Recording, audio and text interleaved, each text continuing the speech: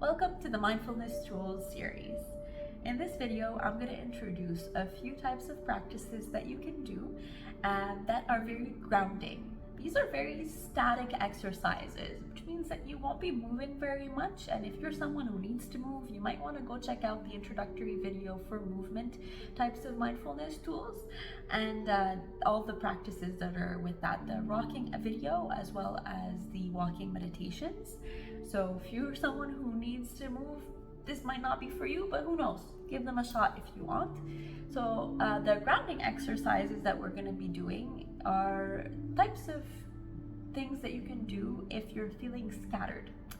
And some of us may recognize this feeling as feeling foggy, having a clouded mind, having too many sporadic thoughts, walking into a room and not knowing why we're there. So if that's something that you're living, it might be a time that you need to ground yourself. And if you don't want to, spend forever trying to meditate or do something that is maybe too time consuming, these activities might be good for you. They're very simple. The first one that I would suggest trying is child's pose. If you don't know what child's pose is, it is a yoga pose.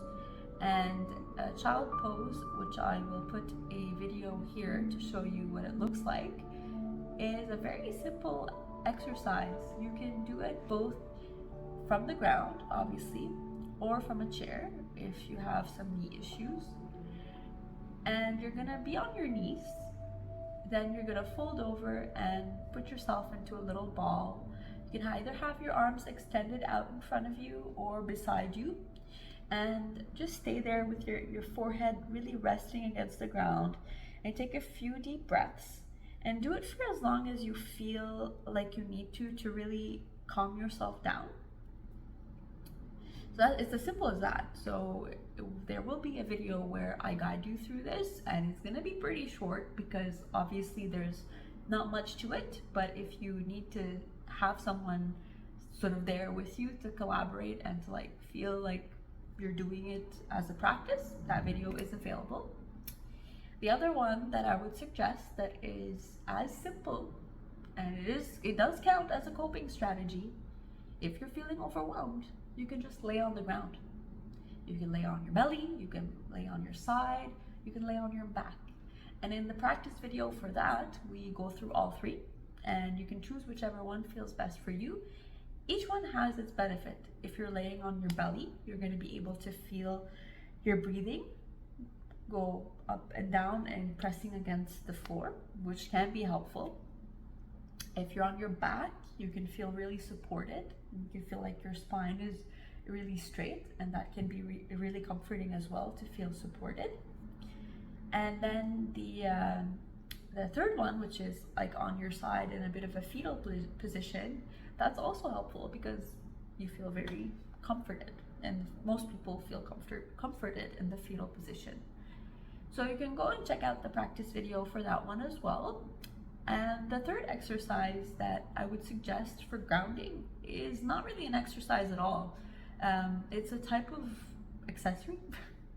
So if you're someone who has noticed that when they're very anxious, you grab your face or your neck or your ears, it is a strategy that a lot of people use when they're overstimulated, and it helps with grounding.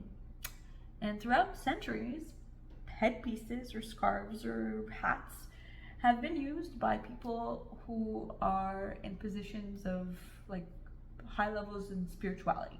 Now, I don't know if it's related, but it kind of seems like an interesting coincidence.